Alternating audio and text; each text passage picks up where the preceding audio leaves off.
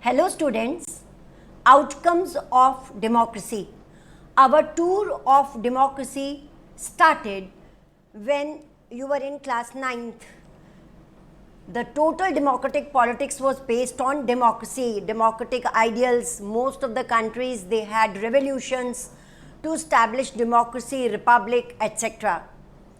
And this tour will be there in this chapter, the outcomes of democracy, in which we are going to study that what do we expect from a democratic government, because there is overwhelming support to the democracy and democratic ideals by the people all over the world. About 2/3 countries of the world today have democracy, and even in those countries where there is no democracy, they follow democratic ideals, they follow democratic procedures, like they have formal constitution, they conduct elections, and they provide equality, dignity and freedom to its individuals. When we talk to the people throughout the world and ask them about democracy, that how do they feel living in a democratic country, it will be a very interesting debate that people will come up with more and more complaints from democracy. And the dilemma is that although people say that it is a good government, but even then they criticize it, and most of the people, they are not satisfied with the way the democracy works. So we conclude that democracy tend to be a very good government in principle. Theoretically, it tends to be a very good government, but practically it is not, because I told you, when we talk to the people, they will come up with more and more complaints. Why? Because people expect a lot from democracy, because they know it is a better form of government as compared to the other forms of government, like monarchy, like military rule, like rule by a religious leader, rule by a dictator, etc. So it stands better as compared to the other non-democratic forms of government. And when their expectations are not fulfilled, from whom do we expect? We expect whom we considered that by supporting it, our demands would be fulfilled. Now, different people have different expectations. You know it very well. In our previous chapters, we have done it, that many people, different people have different expectations. So, when their expectations are fulfilled, they feel that democracy is good. When their expectations are not fulfilled, either they criticize democracy or they doubt. They have a doubt that whether they are living in a democracy or not. So this chapter is totally a critical chapter. We will discuss that democracy is a good form of government. Then we will discuss that democracy is not a good form of government because it suffers with so many things, so many drawbacks. And then finally, we will accept and we will consider that finally democracy is a good option, it's a good form of government. Actually, in this discussion, we must keep in mind that democracy is not a person who can be blamed for all the ills, for all the dissatisfactions. It is not a person. Democracy is only a philosophy. It is only a form of government which can provide you opportunities to develop, which can provide you opportunities to fulfill your expectations, but not the guarantee. And it is the people, because it is a people's government. People have to take the stance. People will have to take up the opportunities to gather all the good points, all the rights and duties that have been assigned to them, and then democracy will be a successful form of government.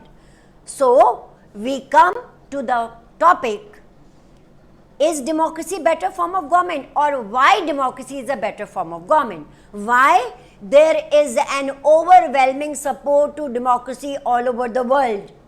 The stories of South Asian countries, the story of different European countries, they tell us that democracy is a better form of government. The question is why? This is your 5-mark question. The first one is democracy provides equality to the citizens. It is only in a democratic country that people have equality. All types of equalities are there.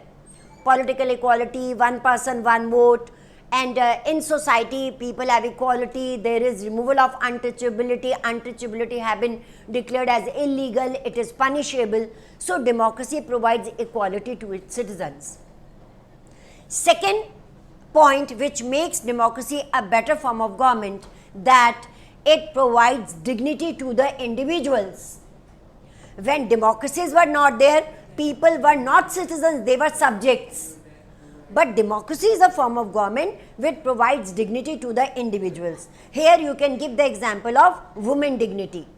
In no other non-democratic country, people are so much dignified.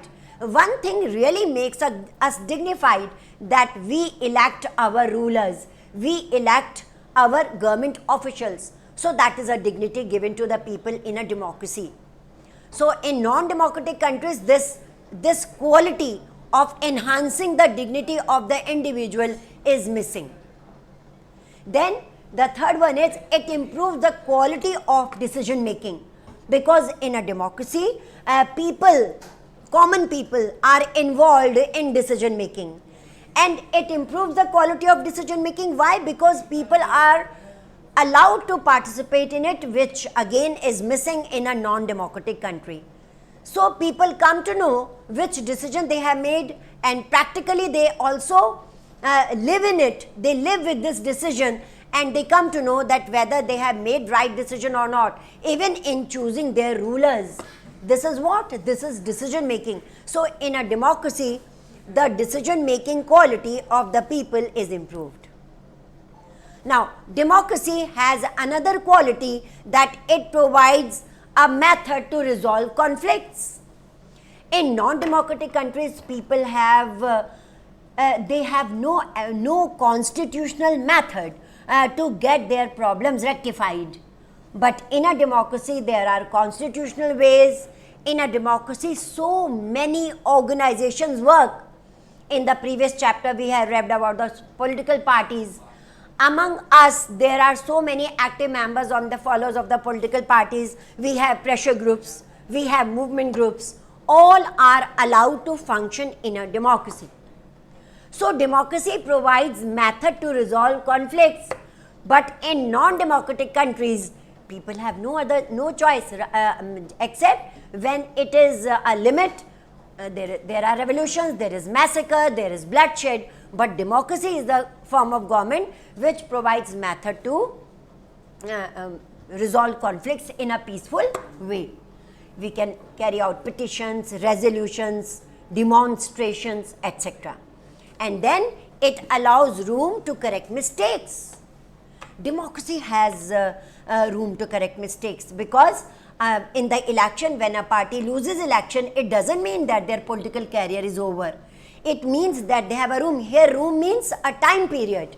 They have a room, they have a time period to improve themselves, to focus on those points, to focus on those areas where they were lacking and where people showed their dissatisfaction towards them. So it allows room to correct mistakes. What do you learn from all these 5 points?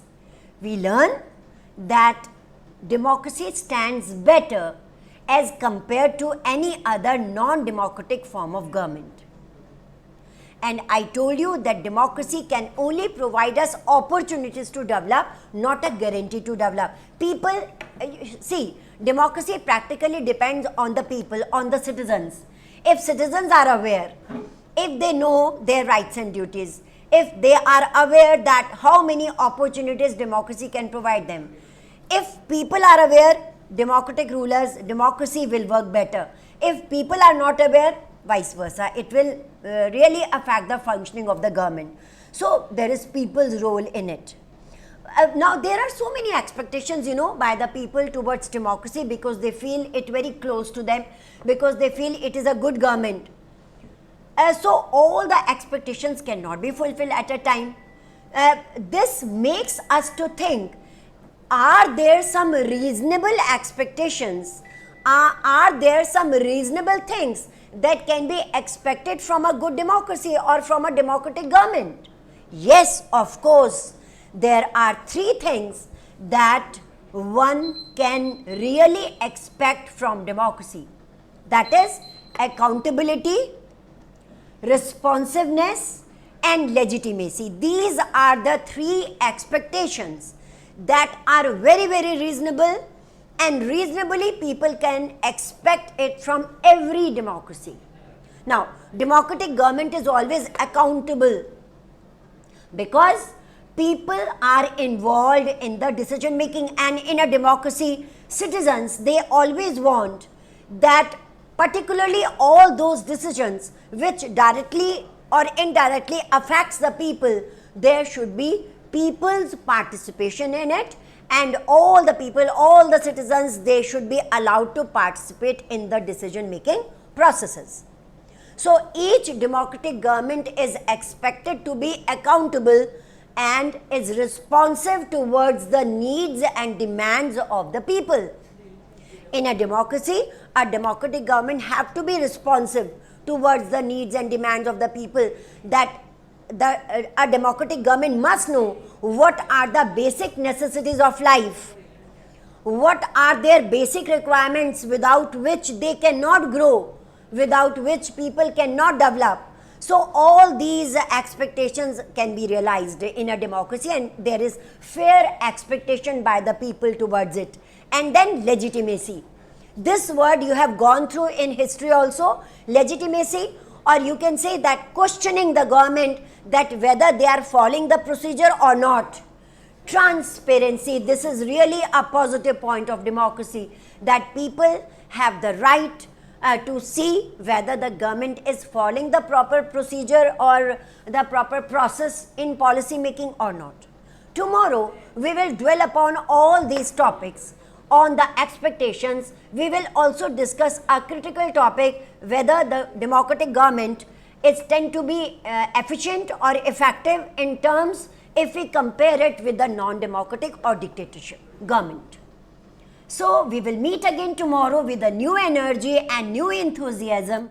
Till then, it is a